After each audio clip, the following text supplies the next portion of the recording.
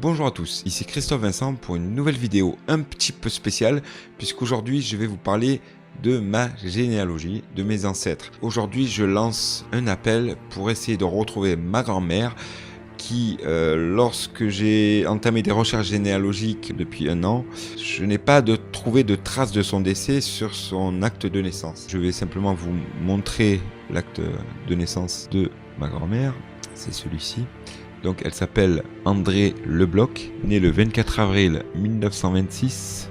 Elle a été mariée à Marseille et elle est née le 29 avril 1926 à 2h et née au domicile de ses pères et mères, chemin de Grady. Elle est née de André Delphin Marie Lebloch, forgeron né à Vannes, dans le Morbihan, et de Julia Eugénie Martin, culottière. Elle a eu un enfant avec mon grand-père. Mon grand-père s'appelait Norbert Vincent. Tout comme mon père.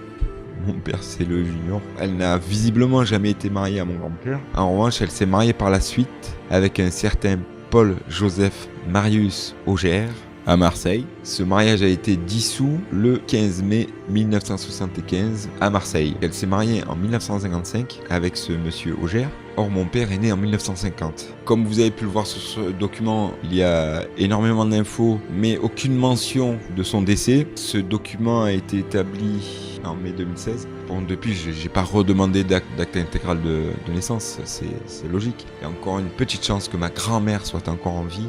Donc, si vous avez la moindre information, si vous connaissez quelqu'un de sa famille, quelqu'un qui peut s'en rapprocher, n'hésitez pas à communiquer avec moi, à me donner vos informations. Puis moi, je vous tiendrai au courant des avancées et vous dire si j'ai enfin retrouvé ma grand-mère, vivante ou décédée. Je sais pas encore pour l'instant, mais j'espère pouvoir avoir la chance de voir ma grand-mère vivante. Parce que mon but, ça serait en tout de la voir. Puis de voir éventuellement sa famille, qui est aussi un petit peu la mienne, puisque ma grand-mère, c'était forcément la mère de mon père. Puis si elle a eu d'autres enfants, ce seraient ses demi-frères et sœurs. C'est un sujet qui me touche, qui me travaille depuis mon enfance. Donc si vous voulez m'aider, il faut surtout pas hésiter. Bien sûr, si vous avez des témoignages à faire, ça restera bien sûr anonyme, hein, si vous le souhaitez, il y a aucun problème. Mais si vous pouvez m'aider dans cette démarche, je vous en serai grandement reconnaissant. En tout cas, je vous dis à très bientôt, je l'espère, pour de bonnes nouvelles. Sur ce, je vous dis à très bientôt.